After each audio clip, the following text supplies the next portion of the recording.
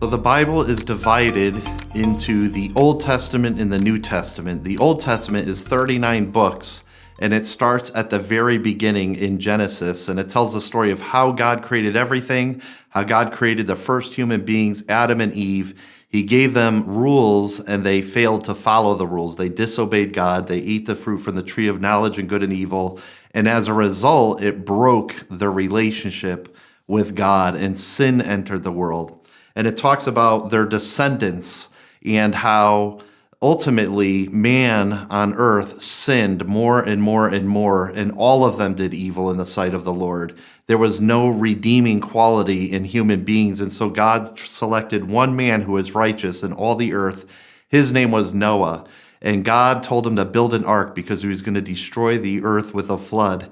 And so Noah built the ark. He was obedient.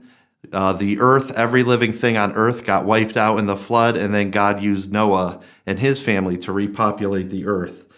After Noah, many generations later, God chose a man, Abram, whose name ultimately became Abraham. But he chose Abram, and Abram lived in the land of Ur, which is probably in modern-day Iraq, told him to leave and go to the land that I will show you, which was in Canaan. In fact, in Genesis chapter 12, it says, "Now the Lord said to Abram, go from your country and your kindred and your father's house to the land that I will show you, and I will make you a great nation, and I will bless you and make your name great so that you will be a blessing. I will bless those who bless you, and him who dishonors you I will curse. And in you all the families of the earth shall be blessed." And so once again, God, through the seed of Abraham, promises to bless all the nations on the earth, which would ultimately be fulfilled in Jesus Christ. So Abraham had descendants, and he had one son named Isaac, and then Isaac had a child named Jacob. And Jacob became the father of the nation of Israel. In fact, God changed Jacob's name to Israel. And so Jacob had 12 sons that were the leaders of the 12 tribes of Israel, but they ended up living in Egypt, and then they were imprisoned and forced into slavery by the Egyptian empire.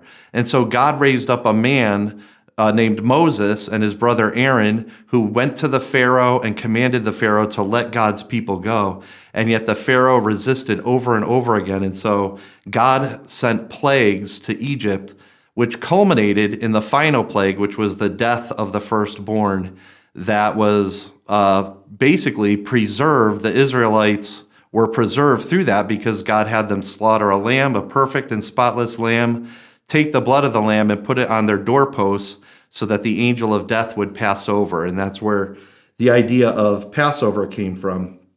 And so God led them out of Egypt after that. The Pharaoh allowed them to go, and Moses led them. Moses met God on a mountain, Sinai, and he gave Moses the 10 Commandments, and he gave them the law. But basically, the 10 Commandments was representative of all of the law, but nobody was ever able to follow it perfectly. Moses and his people, they kept disobeying God and worshiping idols and doing the wrong thing over and over again. And God promised to bring them from Egypt to the land flowing with milk and honey, which was the land of Canaan, where Abraham first was sent to. But they didn't trust God. They looked and they saw that this land had big people in it, mighty warriors, walled cities. They didn't trust God. They didn't believe God. And so they kept rebelling against him. They kept complaining. They kept saying, oh, it would be better off to live in Egypt and not where God is bringing us. And so God said, fine, you're going to wander around in the wilderness for 40 years, and none of the people living today are going to be able to enter the promised land. That was their punishment. And Moses, who generally was very obedient to God, disobeyed God when God told him to speak to a rock that water may flow from it. It says that Moses struck the rock, and as a result, he was not able to enter the promised land. But God chose a man who was obedient to him and a great leader. His name was Joshua. And so Joshua was finally able to lead God's people, the Israelites, across the Jordan River and into the promised land.